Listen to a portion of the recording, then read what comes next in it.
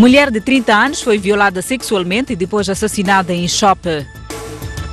Presidente da República efetua visita oficial à Itália entre os dias 8 e 10 de julho. Costa do Sol goleia Teste África por 4-0 e assume segunda posição do Moçambola.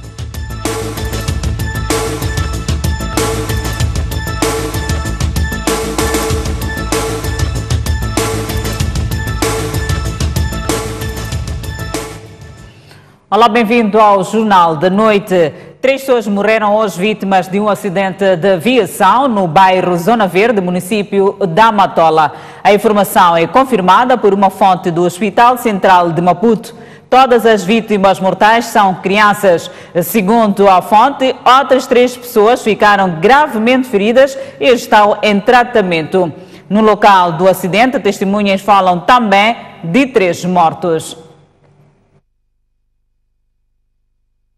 30 anos, foi violada sexualmente e depois assassinada. Suspeita-se que o autor do crime ocorrido na madrugada deste domingo no shop seja o ex-marido da vítima. Os residentes do posto administrativo de Enxope acordaram em estado de choque, revoltados e angustiados este domingo, depois de terem deparado com este corpo da mulher, que em vida respondia pelo nome de Maria, o qual apresentava sinais de violação sexual. A filha da vítima tem 6 anos. Conta que por volta da meia-noite, alguém bateu à porta da casa onde ela e a mãe dormiam. Depois, a sua progenitora foi levada à força e não mais voltou.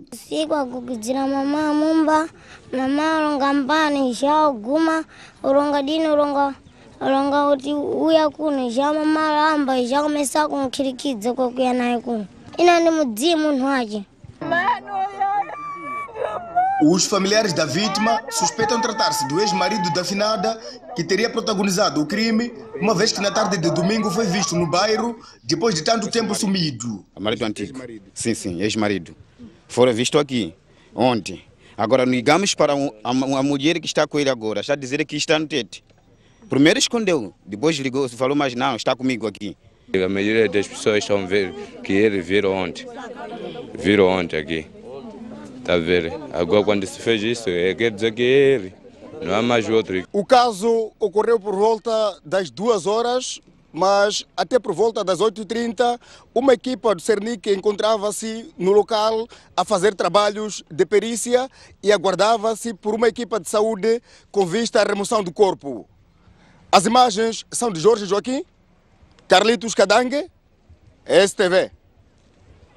Pelo menos 769 pessoas morreram vítimas de acidente de aviação nos últimos 6 meses. Os números foram apresentados hoje pelo Comandante-Geral da Polícia, Bernardino Rafael.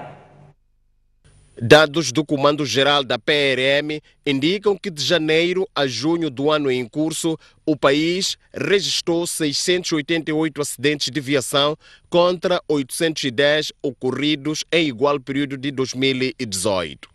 Apesar da redução em 202 casos, os índices de mortalidade nas estradas nacionais continuam assustadores. Trabalhemos afincadamente. Dirigindo-se aos agentes da Polícia de Trânsito da cidade e província de Maputo, Bernardino Rafael exigiu mais trabalho para a redução dos acidentes. Notamos nós que a redução de número de ocorrências não é realmente acompanhada com a perigosidade, pois os óbitos que registramos no local de acidente foram 469 no local de acidente.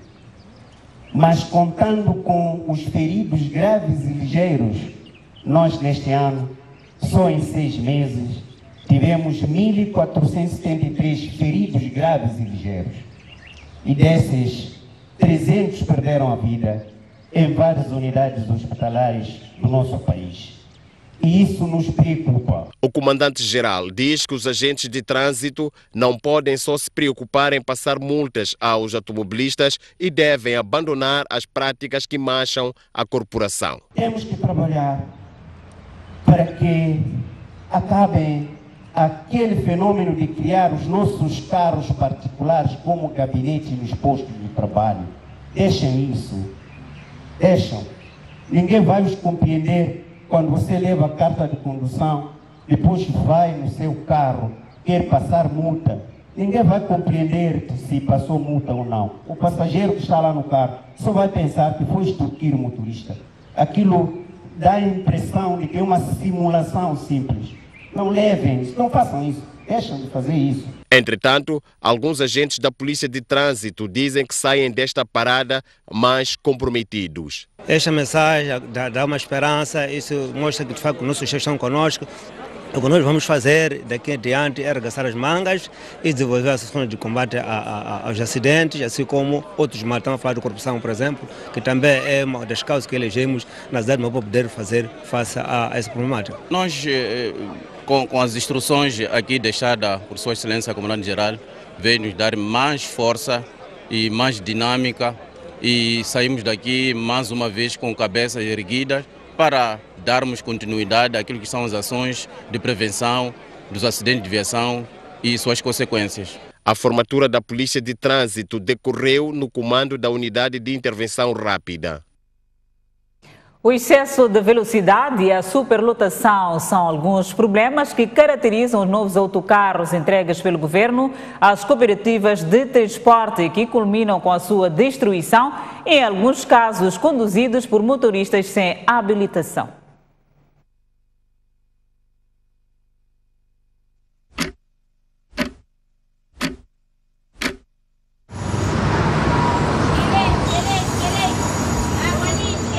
Quando o dia começa, a procura pelo transporte público de passageiros intensifica-se.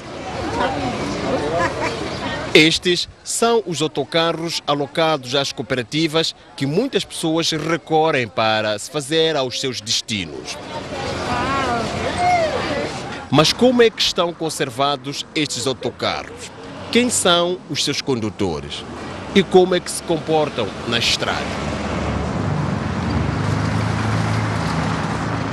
Este jovem está a ser multado e ficou detido. Conduzia este autocarro sem carta de condução. Praticou 2 crimes de acordo com a legislação aplicável: o crime de condução ilegal e desobediência a uma ordem administrativa.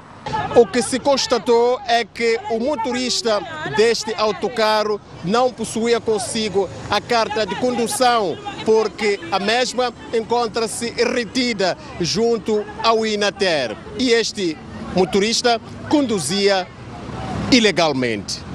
Fui interpelado com a polícia quando fui descoberto uma multa que eu tenho, que já também nem sabia que tenho, já de 2015. O que a polícia diz é que a sua carta está retida no Inater? Sim. Está a conduzir sem carta de condução? Sim. E a levar pessoas no autocarro? Aconteceu. Está a precisar do emprego, sim. Fazem ultrapassagens irregulares, falta de responsabilidade, e nós constatamos hoje que alguns não possuem cartas compatíveis. No autocarro, já sem comando e imobilizado à beira da Avenida de Moçambique, os passageiros entram em fúria. Exigem a devolução do dinheiro. Querem que a polícia liberte o condutor. Ok, nos autoriza a gente a ir embora, pá. Que nos devolvam o dinheiro, a gente ir embora. Ok, não tem carta. E nós vamos fazer o quê, meu senhor? Já pagamos. Ele chegou lá no terminal e subimos. Não disse de que já não tem carta. Não tem carta, que prenderam de manhã. Por que deixaram ele ir buscar pessoas na cidade para aqui? Perante tanta pressão, o cobrador devolve o dinheiro aos passageiros. 20 medicais são 2 tickets, como eu, minha mulher. Os autocarros andam superlotados. Andam acima da velocidade máxima recomendada por lei, que é de 60 km por hora dentro das localidades. Esta jovem sobe os machimbombos para sair de casa para a escola e vice-versa. Ela está assustada com a velocidade aplicada pelos vulgos smart kickas. Se sentem dono da estrada, conduzem mal às vezes. Nos apertam dentro do chapa. Correm também? Sim. como se estivessem a competir. A situação de excesso de velocidade nestes autocarros é também preocupação das cooperativas, que são as entidades responsáveis pela contratação dos motoristas. O controle de velocidade é extremamente importante, porque também tem os seus riscos, né? Como dizia, as pessoas são pessoas que são transportadas e são vidas que correm risco quando há este tipo de comportamento por parte das tripulações. Isso também passa por um trabalho que tem um desafio, passa por um trabalho que tem que ser feito no sentido de sensibilização e também penalizações às pessoas que continuam a prevaricar, mas é um trabalho que tem que ser feito também em coordenação, no meu ponto de vista, com a Polícia de Trânsito, com a Polícia Municipal, de modo a que isto não ocorra nas nossas tripulações. Muitas são as ocasiões que estes autocarros se envolvem em acidentes de viação. Em alguns casos até assistimos situações evidentes de uma fraca competência de alguns condutores, como por exemplo dificuldades de dominarem determinadas ultrapassagens, tendência para fazerem ultrapassagens múltiplas com um autocarro destas dimensões, o que evidentemente é de todo inaceitável. Estamos na Avenida Sebastião Marcos Mabote, partindo da Praça da Juventude até o bairro de CMC. Seguem-se aqui dois autocarros. Um deles decide fazer ultrapassagem e, de repente, encontra-se frontalmente com o outro e desiste da manobra que poderia ser fatal.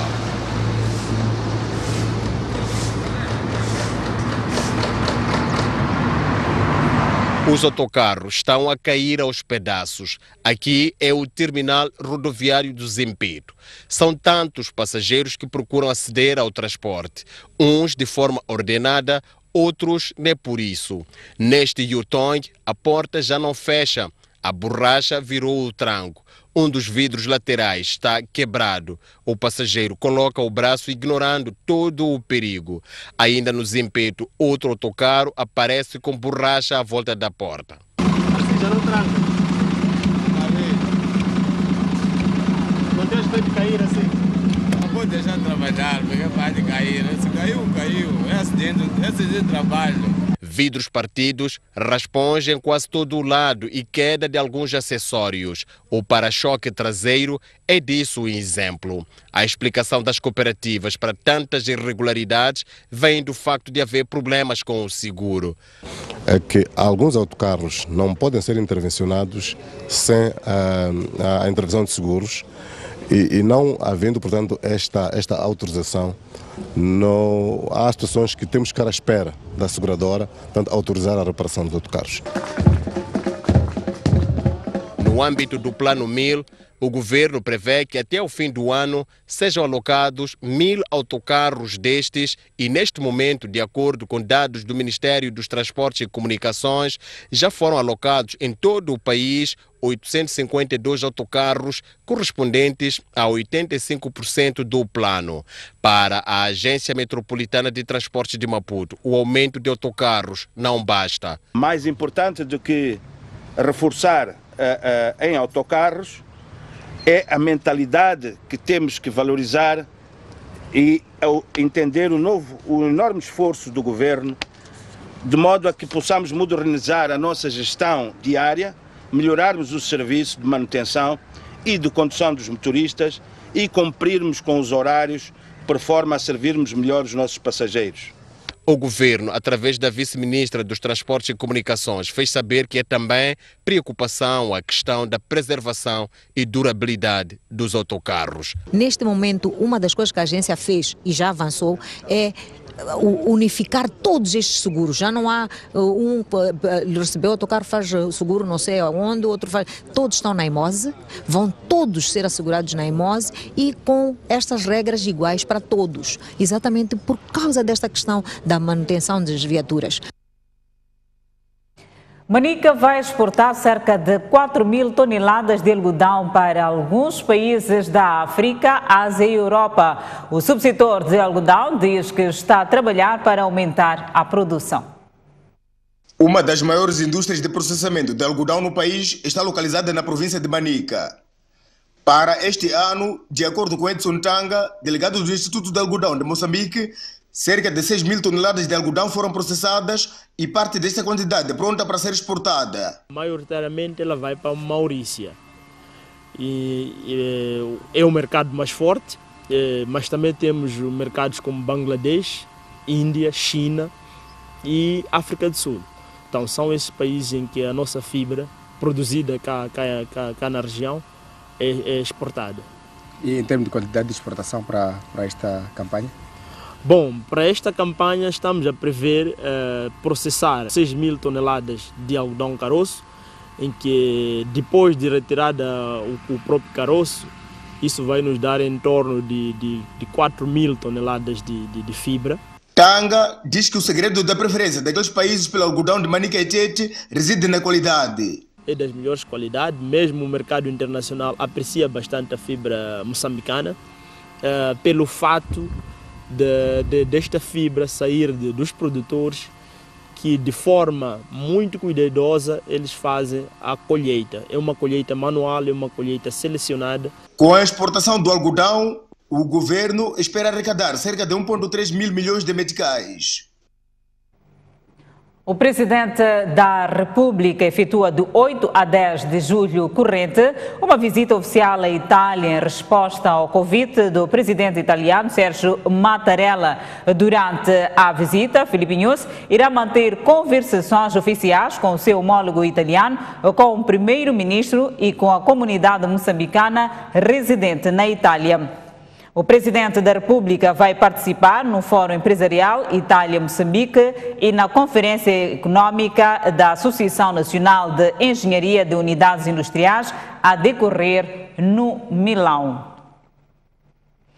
Papa Francisco visita Moçambique de 4 a 6 de setembro, ao convite do presidente da República, Filipe Nunes. É a segunda vez que o país recebe um Santo Padre depois da visita de João Paulo II em 1988. No âmbito desta visita, a STV vai exibir uma série de reportagens aos domingos. Acompanhe a seguir a primeira.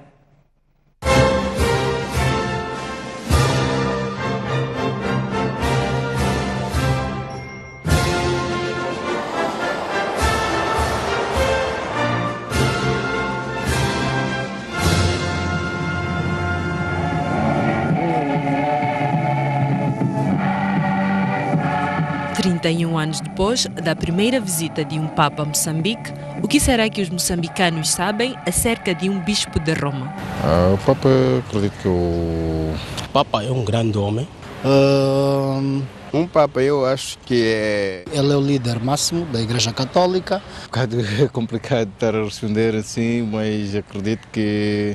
Já tive conhecimento acerca da história do Papa, primeiro Papa, que foi o João Paulo II, que esteve aqui em 1988. O Papa é um líder religioso, em termos da religião católica. É o líder máximo que existe.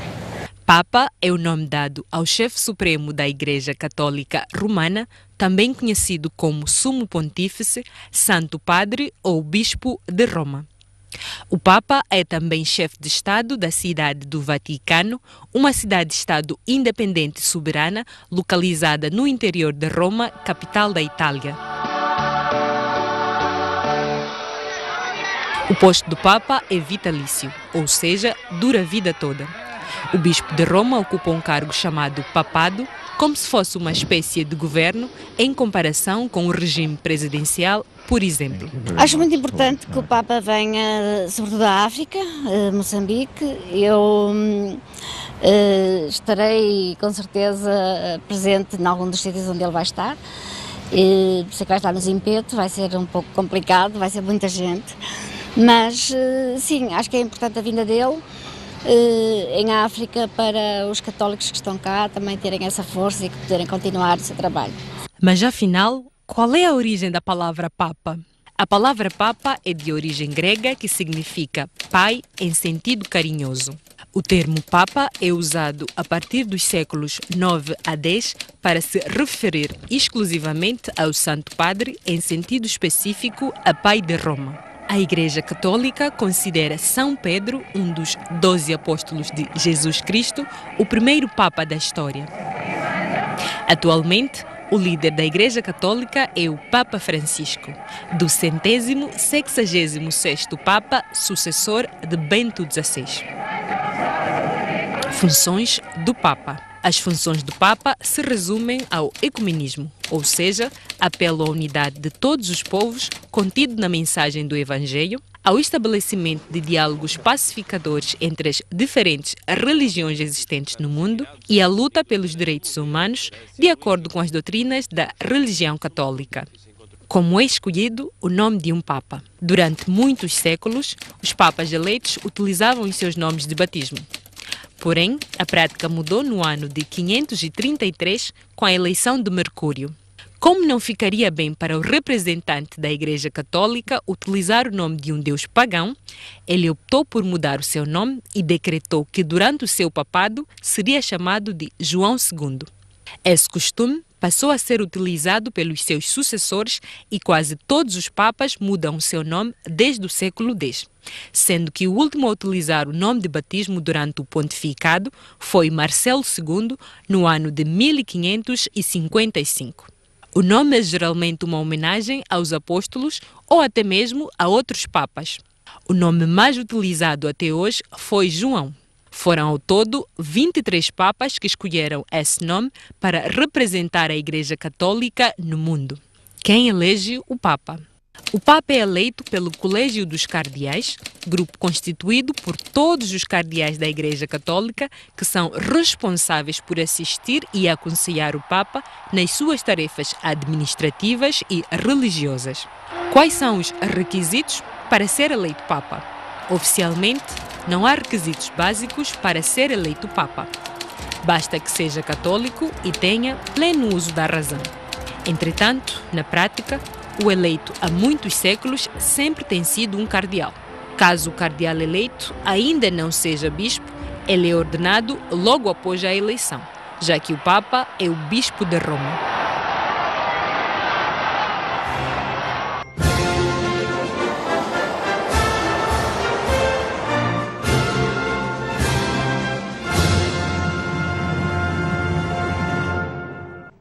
E com esta reportagem convido a um breve intervalo. Voltamos dentro de instantes. Até já.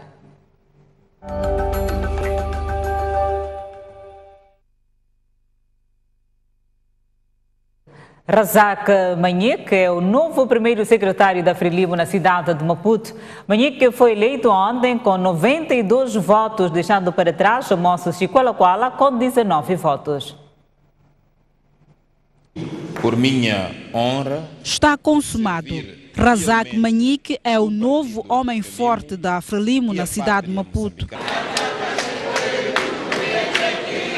Os membros da Frelimo na capital reuniram este sábado em quarta sessão extraordinária para eleger o novo primeiro secretário e os candidatos a deputados da Assembleia da República.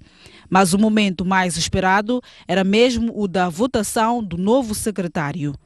Na mesa, dois nomes, Razak Manhek e Amos Chiqualaquala.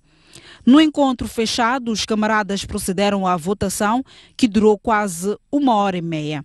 Depois de um intervalo de 1 hora, Razak Manhek foi anunciado novo secretário da Frelimo na cidade de Maputo, tendo obtido 92 votos, o equivalente a 82,88%. Precisamos costurar a nossa unidade. E a nossa unidade não deve ser aquela que é referenciada somente nas nossas reuniões, nos nossos encontros. Precisamos de tirá-la do discurso, do papel à prática. Então nós prometemos juntar todos os membros do partido na cidade de Maputo, desde a célula até o comitê da cidade. Sem palavras, ficou o candidato derrotado. Do resto, foi festa no partido no poder, até porque foram também eleitos candidatos a deputados da Assembleia da República para a próxima legislatura. Eis a lista: Margarida Manuel Salimo, Flora Enos, Antônio Niquis, Catarina Dimande, Helena Jacinto Música, Dominique Firi, Gabriel Júnior, Aurélio Valente Langa, Esmeralda Mutemba, Cremildo Armando Mavila, Pedro Frederico Coça, Hermenegildo Manuel Infante e 13º assento em falta será preenchido por alguém da comissão política. Como suplentes ficou Buanar Mahomad, Antônio Amatai, Danilo Teixeira, Agostinho Mavota, Anchia Talapa e Vicente João Covec. Já em Sofala, Frelimo está reunida em segunda sessão extraordinária com o objetivo de eleger candidatos a deputados da Assembleia da República. A abertura desta segunda sessão extraordinária do Comitê Provincial do Partido Frelimo, que tem como objetivo eleger candidatos à Assembleia da República, serviu de pretexto para a liderança da Frelimo reiterar que o processo não pode servir de motivo para cisões, mas sim de reforço e a manutenção de princípios ideológicos. A união e coesão são a convicção partilhada da nossa disciplina partidária para nos fortificar cada vez mais em torno de uma visão comum. O nosso presidente, o camarada Filipe Jacinto Nhosi, tem-nos ensinado de forma permanente de que nestes processos não há vencedores e nem vencidos. Quem sai a ganhar é, obviamente, a Frelimo. Por sua vez, o primeiro secretário da Frelimo em Sofala, Jaime Neto, manifestou o desejo deste processo servir de catalisador para o aprofundamento da democracia interna. Todos fazemos parte da mesma família, apenas emprestamos o nosso tempo, a nossa dedicação e saber para o bem da nossa Frelimo. No final deste processo, queremos que todos nós saiamos desta sala unidos, mais fortes e determinados para conquistar a maioria dos assentos, tanto na Assembleia Provincial como na Assembleia da República, no dia 15 de outubro. De acordo com o programa que a STV teve acesso, esta sessão deverá terminar cerca das 22 horas deste domingo.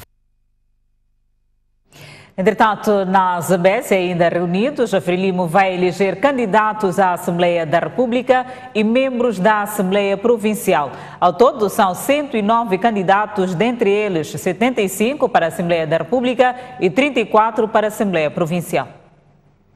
Antes do início da sessão extraordinária, era visível a presença de membros do partido no recinto do local da reunião em campanha para namorar o voto, por forma a serem eleitos a cargos de candidatos a deputados da Assembleia da República e membros da Assembleia Provincial. Já no interior da sala, o primeiro secretário provincial efetuou o discurso de abertura. Nosso objetivo central nesta sessão extraordinária do Comitê Provincial é de continuarmos a preparar a vitória do nosso partido no dia 15 de outubro, onde a Frelimo e o seu candidato Filipe Jacinto Nhosi sejam os verdadeiros vitoriosos. Por sua vez, Basílio Monteiro, chefe da Brigada Central, chamou a atenção para a coesão interna no seio dos quadros do partido.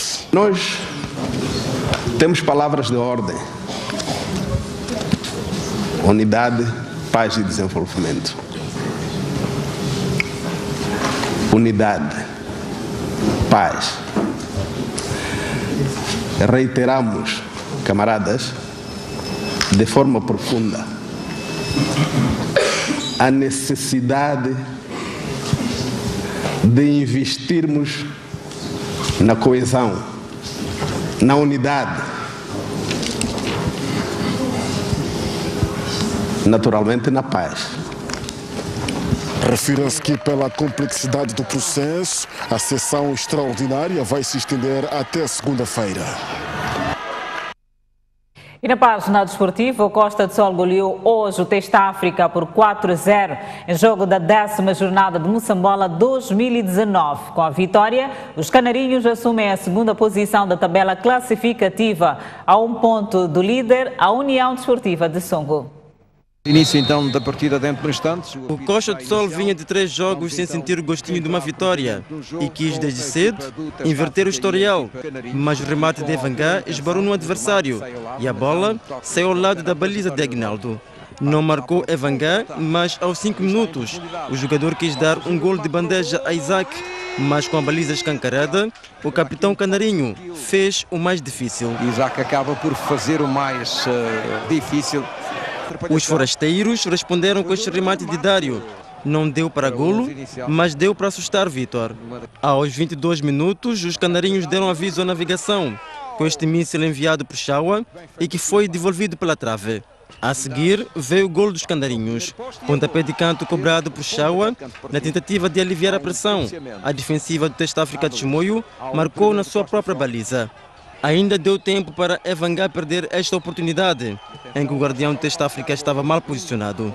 Com o placar a indicar 1-0 a favor dos donos da casa, terminou a primeira parte. No reatamento, sem muito tempo passar, veio o segundo golo dos donos da casa, por intermédio de Evangá. Estava inspirado Joanne, que fez este remate colocado. Agnaldo teve que se empenhar.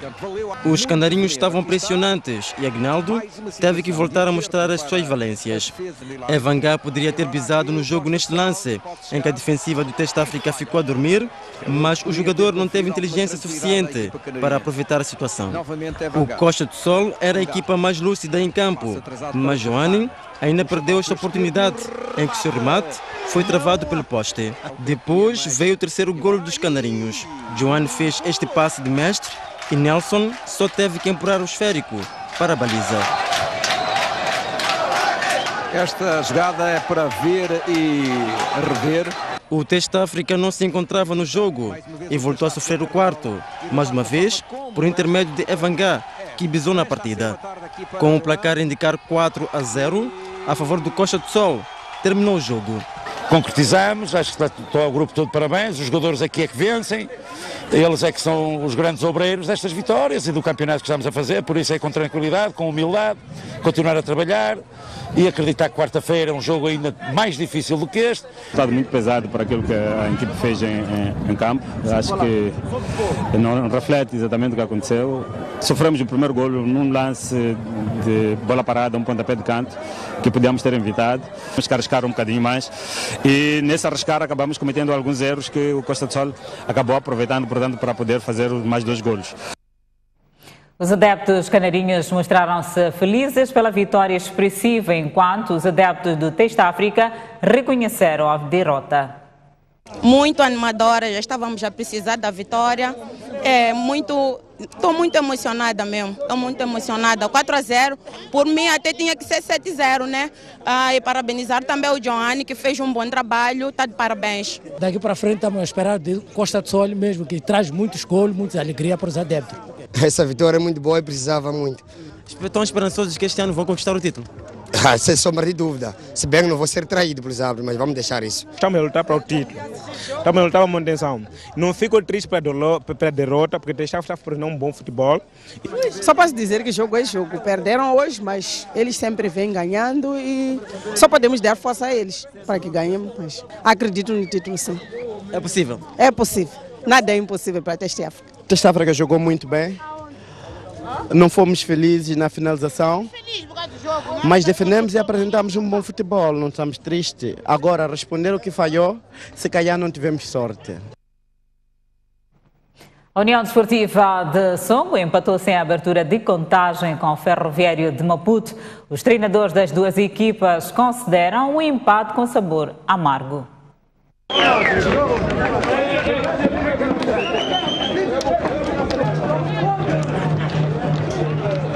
Duas equipas com o mesmo objetivo de conquistar o campeonato nacional se defrontaram naquela que era a partida mais importante da jornada. Um jogo que teve emoções desde o primeiro minuto, com os locomotivas a reclamarem grande penalidade neste lance, mas o árbitro nada assinalou.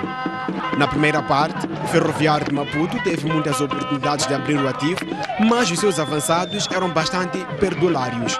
Aqui, a turma da capital volta a reclamar grande penalidade por pretensa mão na bola de um contrário, mas, mais uma vez, o apito não soou.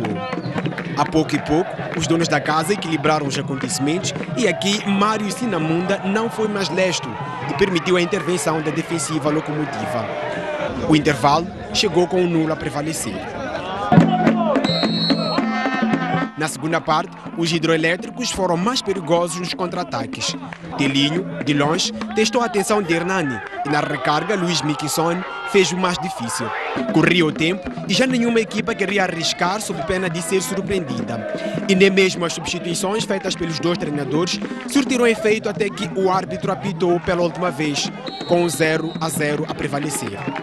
Nós vinhamos para este jogo para ganhar, queremos fazer 3 pontos, queremos continuar à frente, mas o Ferroviário entrou bem no jogo, os primeiros 10 minutos. O mais importante é pontuarmos. É um empate um bocado com sabor amargo, porque vimos para cá buscar os 3 pontos. Penso que faltou aqui apenas o golo para amenizar os espetáculos dos jogadores. Terça-feira, o Ferroviário de Maputo recebe o Clube de Chibute e na quarta a União Desportiva de Songo viaja a Vilanculo, em partidas da 11ª jornada. Convido a breve intervalo, mas antes a previsão do estado do tempo para amanhã. Na zona sul do país, Maputo 26 de máxima, 15 de mínima, Xai-Xai 25 de máxima, 17 de mínima, Inhambane 24 de máxima, 18 de mínima. Seguimos com a zona centro, Beira 27 de máxima, 14 de mínima, Quelimane 29 de máxima, 16 de mínima, Chimoio 25 de máxima, 12 de mínima, Teta 32 de máxima, 19 de mínima. Por fim, a zona norte do país, Nampula, 27 de máxima, 18 de mínima, Pemba, 31 de máxima, 21 de mínima, Lixinga, 24 de máxima e 11 de mínima.